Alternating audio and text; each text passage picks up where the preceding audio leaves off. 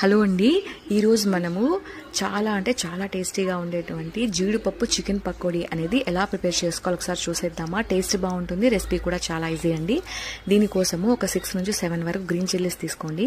అందులో కొంచెం garlic, ginger తీసుకోండి. మీరు కావాలంటే జింజర్ గార్లిక్ పేస్ట్ కూడా యాడ్ చేసుకోవచ్చు. ఇందులో 1/2 టేబుల్ స్పూన్ ఆఫ్ జీరా అండి, 1/2 టేబుల్ స్పూన్ ఆఫ్ ధనియా, నెక్స్ట్ కొంచెం గరం మసాలా అండి, ఒక 1/2 tablespoon of chilli powder తీసుకోండి. కారం ఎక్కువ తినేవాళ్ళంటే ఇంకొంచెం యాడ్ చేసుకోవచ్చు.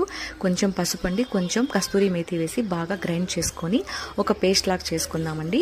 సో తర్వాత ఇందులోకి మనము 1/2 kg బోన్లెస్ చికెన్ తీసుకున్నానండి. ఆ పేస్ట్ ఇందులో బాగా కలిపి మ్యారినేట్ చేసి కొంచెం పక్కన పెట్టుకున్న తర్వాత ఇందులో కొంచెం లెమన్ అండి, కొంచెం సాల్ట్ వేసి ఒక ఎగ్ తీసుకున్నానండి.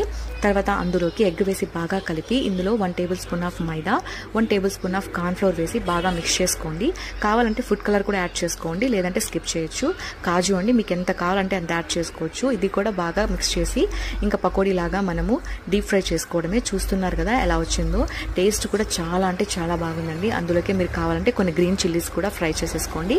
టేస్ట్ అయితే సూపర్గా ఉంటుందండి. ట్రస్ట్ మీ, ఒకసారి ట్రై చేసి చూడండి.